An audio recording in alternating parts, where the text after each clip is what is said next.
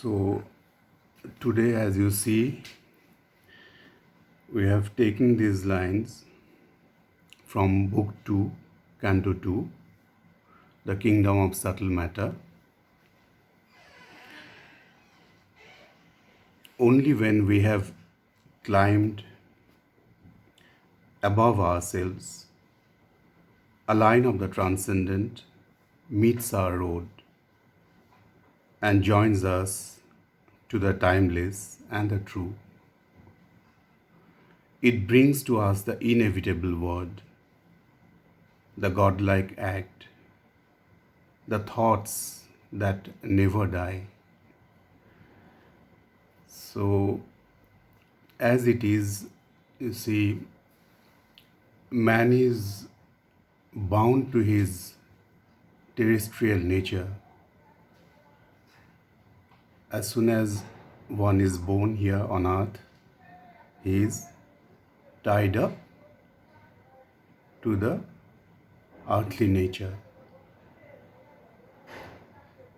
And as long as man accepts and is happy to live and work within the limitations of his mortal nature in ignorance, his life cannot expand beyond the terrestrial formula that is of earth. So he is bound to remain imperfect and incomplete.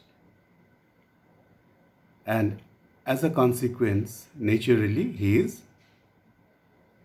he suffers.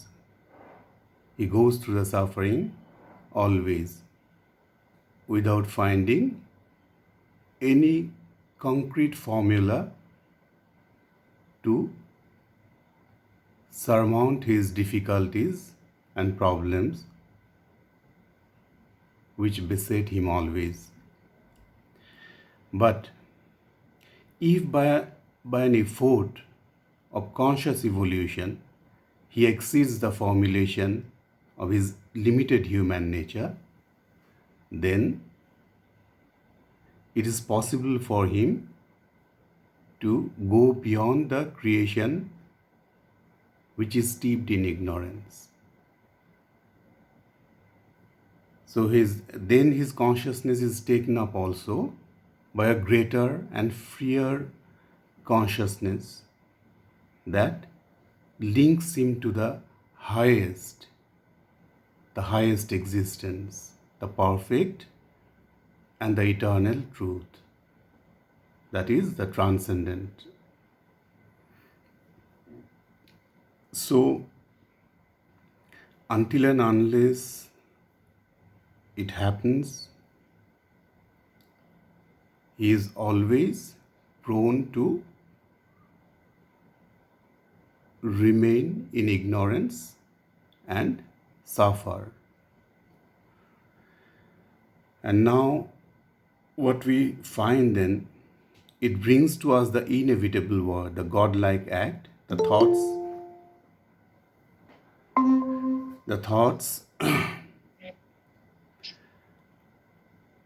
that never die. Please, please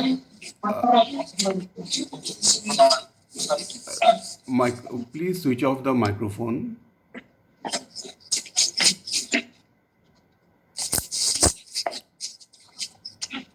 Kindly touch the symbol of microphone.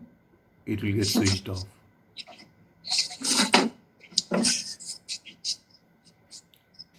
So it brings to us the inevitable word, the godlike act, the thoughts that never die.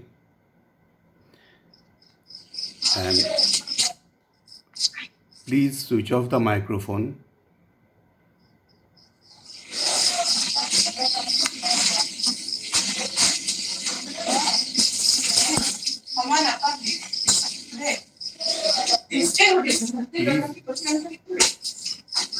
Hello, whoever has entered, kindly switch off the microphone.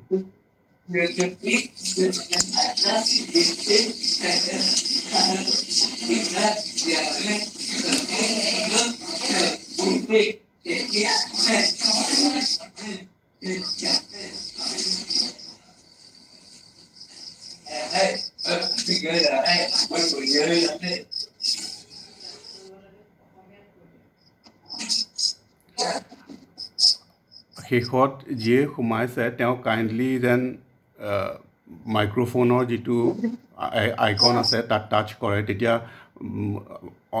Unwanted চাউণ্ডছবিলাক বন্ধ হ'ব please.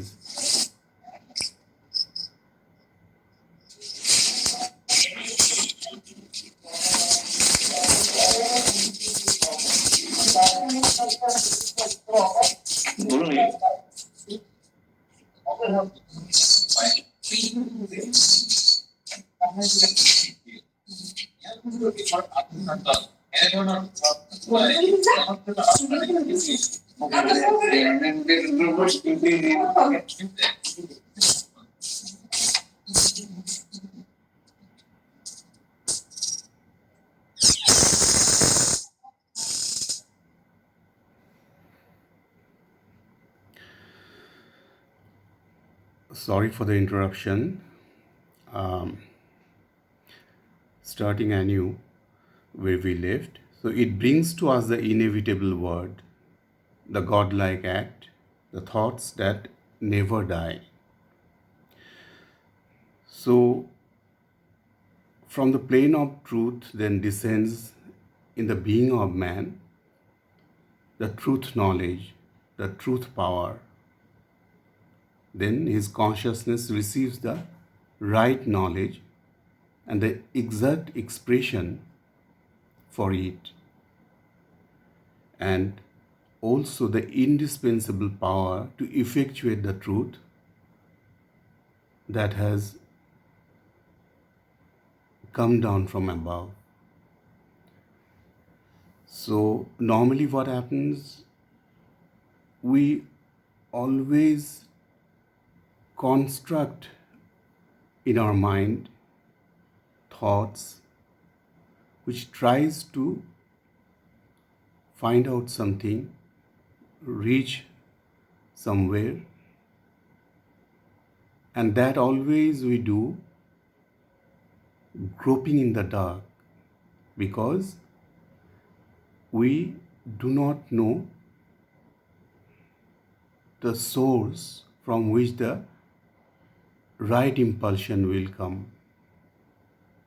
But here, when this higher consciousness takes our being up, then it becomes altogether a different thing, and everything becomes direct, a direct perception of the truth.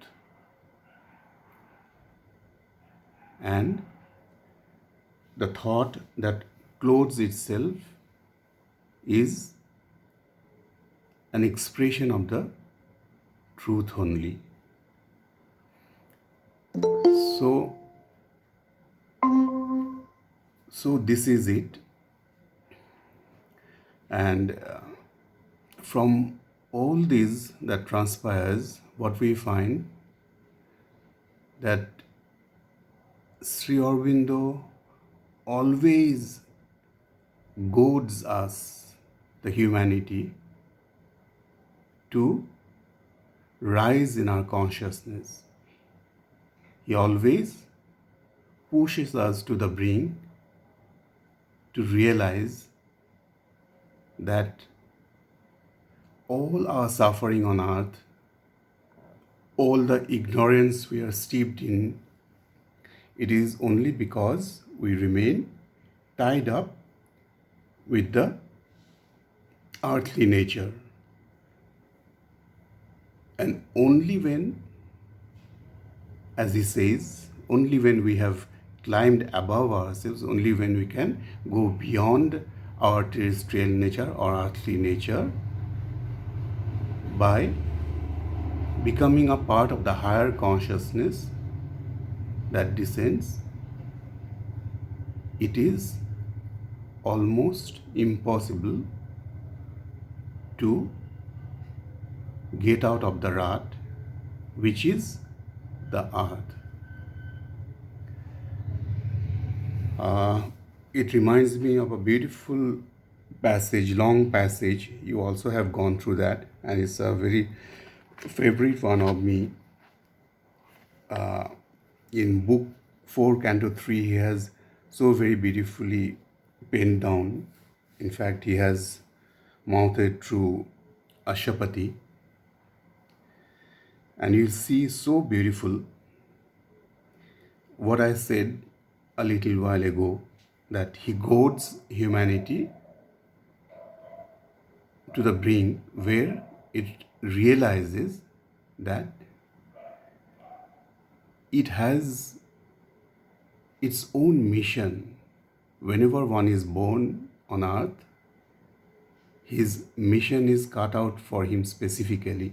And as a whole, even the collectivity also,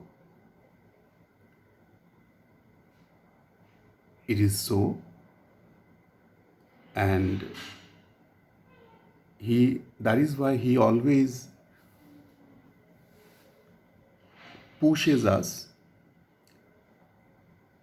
and tries to bring us to that spot where we can realize that enough is enough. The suffering we go through in life, all the dark spots, all that derails us, from all this we can get rid of only when we take up the path that leads to the divine. But that is again not with the flight out of the world, but remaining here itself on earth. It can be done, the path of which he has shown us together with his collaborator, the mother. So that passage is a beautiful one. I'll just read out. O force-compelled, fate-driven, earth-born race, O petty adventurers in an infinite world and prisoners of a dwarf humanity,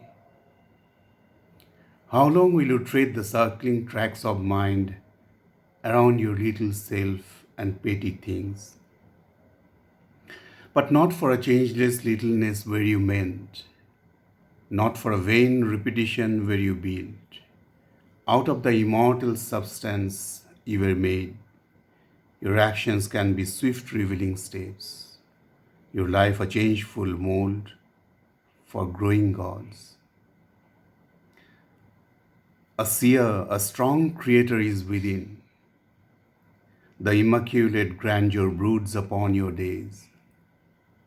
Almighty powers are shut in nature's sails. A greater destiny waits you in your front. This transient earthly being, if he wills, can fit his axe to a transcendent scheme. He who now stares at the world with ignorant eyes, hardly from the inconscient's night aroused, that look at images and not at truth, can feel those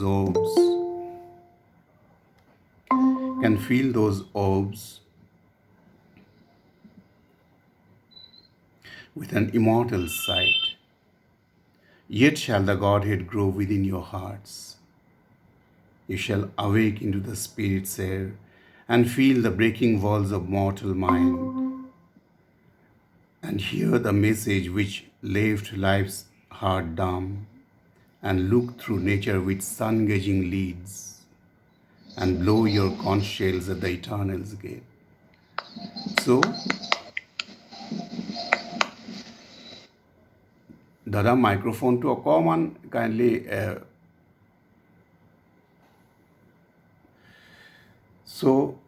This is what it is. He has so beautifully pinned down. O force-compelled, fate-driven, earth-born race. We don't even know that we are,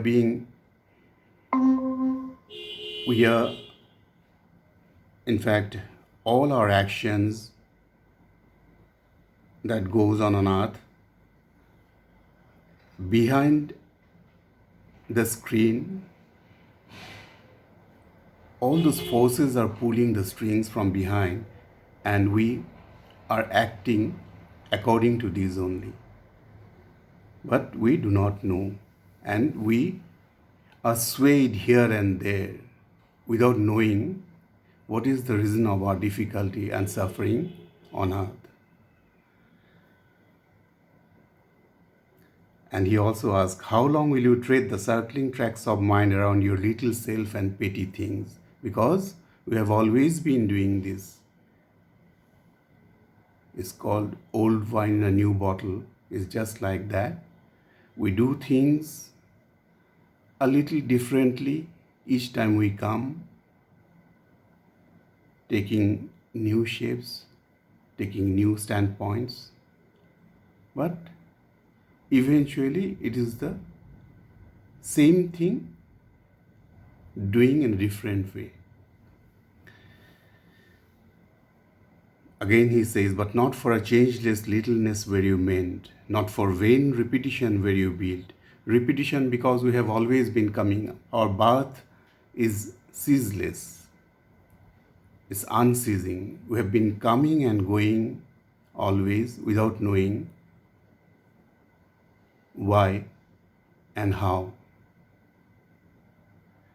So, not for vain repetition were you built. We are not here to repeat the same old things which we have been doing for innumerable births.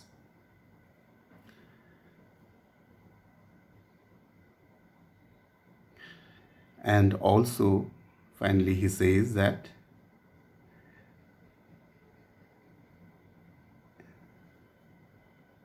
almighty powers are shut in nature's cells. In our physical body's cells also, there are almighty powers because it is the abode of the divine. The divine is embedded in us because it is He, the divine, who has come down and become the multiplicity which we call the creation. And all of us are part of Him only. And He has chosen to become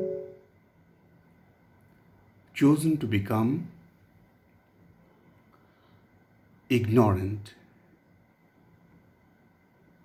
as if in a deep love, but again to eventually rise up and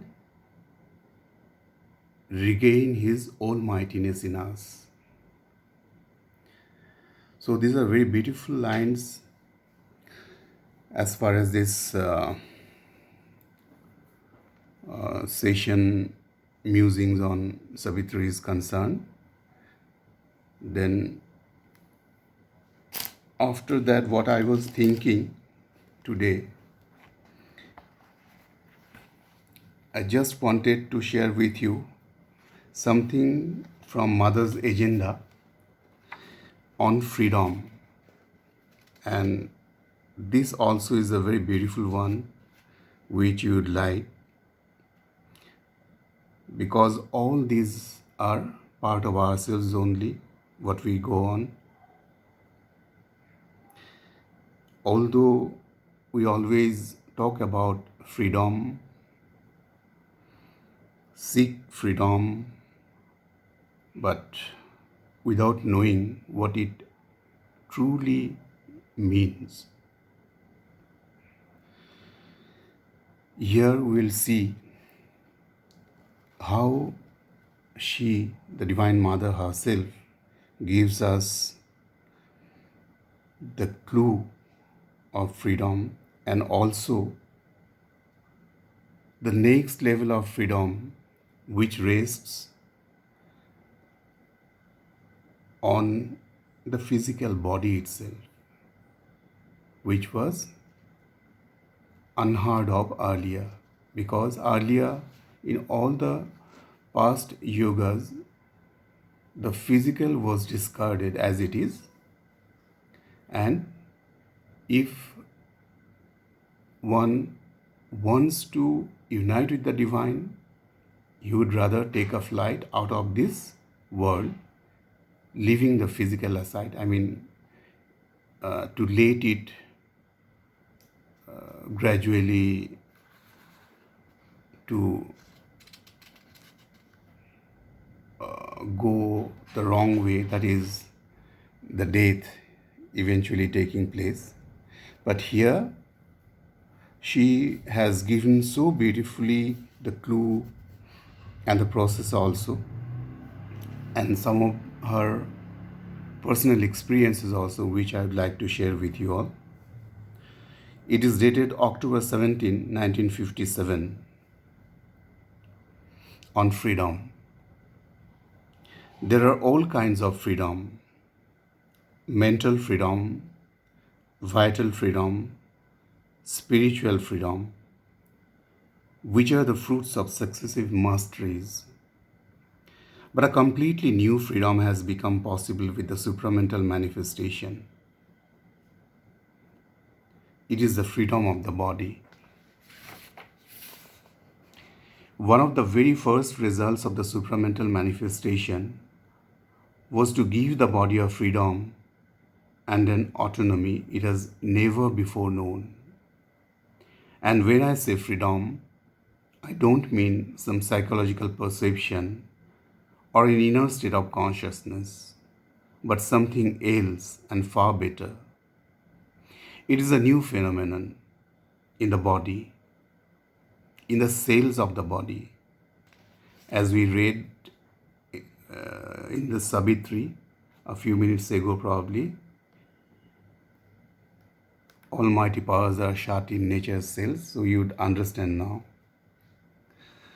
For the first time, the cells themselves have felt that they are free, that they have the power to decide. When the new vibrations came and combined with the old ones, I felt it at once, and it showed me that a new world was really taking birth. In its normal state, the body always feels that it is not its own master. Illnesses invade it without its really being able to resist them. 1,000 factors impose themselves or exert pressure upon it. Its sole power is the power to defend itself, to react. Once medicine has acknowledged, once the illness has got in, it can fight and overcome it.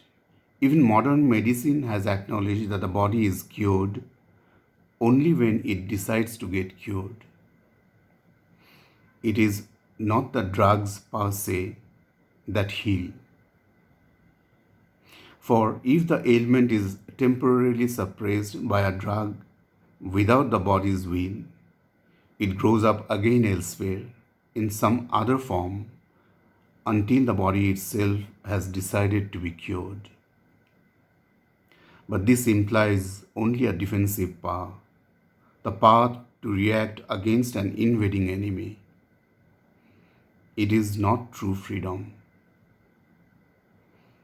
But with the supramental manifestation, something new has taken place in the body. It feels it is its own master, autonomous, with its 2 feet solidly on the ground, as it were. This gives a physical impression of the whole being suddenly drawing itself up, with its head lifted high. I am my own master. We live perennially with a burden.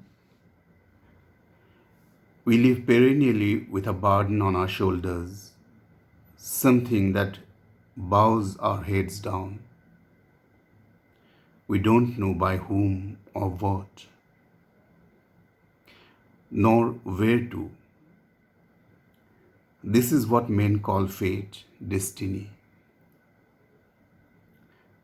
When you do yoga, one of the first experiences, the experience of the Kundalini, as it is called here in India, is precisely one in which the consciousness rises, breaks through this hard lid here at the crown of the head, and at last you emerge into the light. Then you see, you know, you decide, and you realize. Difficulties may still remain, but truly speaking, one is above them. Well, as a result of the supramental manifestation, it is this experience that came into the body.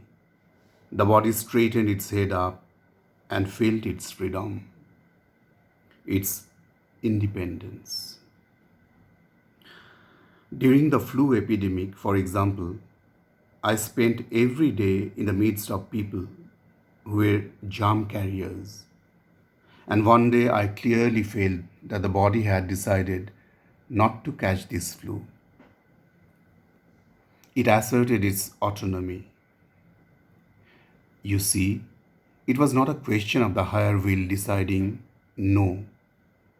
It didn't take place in the highest consciousness.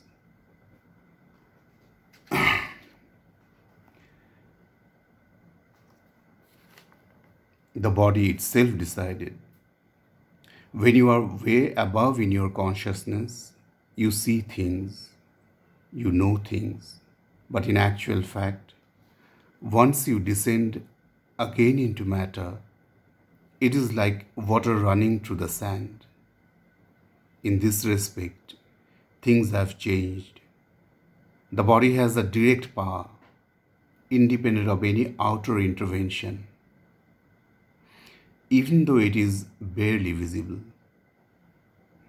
I consider this to be a very important result, and this new vibration in the body has allowed me to understand the mechanism of the transformation. It is not something that comes from a higher will, not a higher consciousness that imposes itself upon the body. It is the body itself awakening in its cells, a freedom of the cells themselves. An absolutely new vibration that sets disorders right, even disorders that existed prior to the supramental manifestation. Naturally, all this is a gradual process. But I am hopeful that little by little, this new consciousness will grow, gain ground, and victoriously resist the old forces of destruction and annihilation. And this fatality we believe to be so inexorable. So, this is it. Now you can see how she was doing what earlier could not be thought of, even imagined. That the powers can be in the cells themselves, in the physical body. As I said, it is the whole creation itself is a manifestation of the divine become multiple. And eventually it is a process of evolution through which, as a return journey, that is first, it is the involution, the divine taking a plunge right down into the matter, and as a return journey,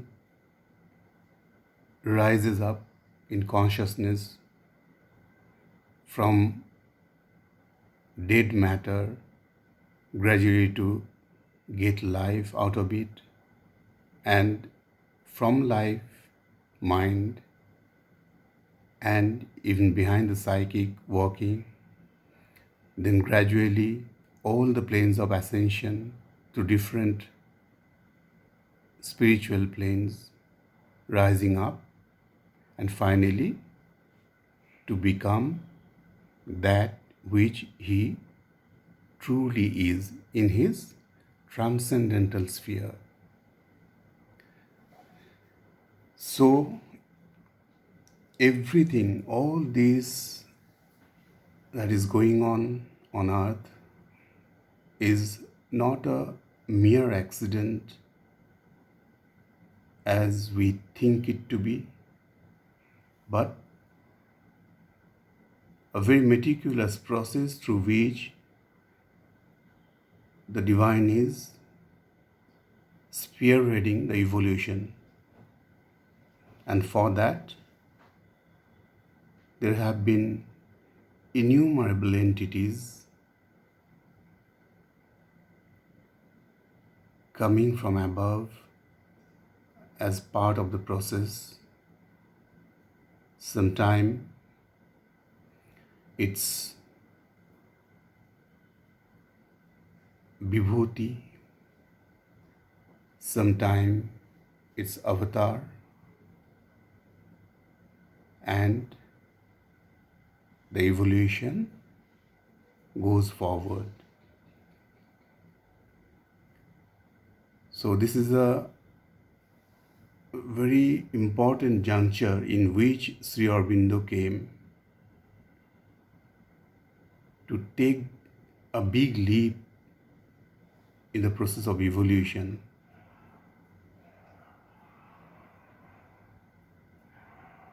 Which is transformation of the physical body even, which was totally unheard of earlier. And it's going on without our being able to know so much, but whoever has reached a state which is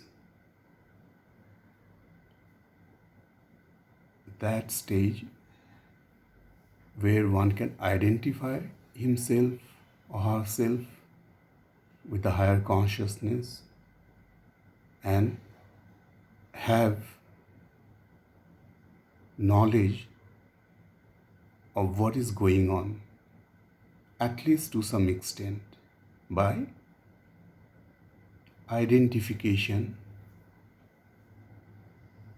with those phenomena. So that's it for the day. Jai Ma.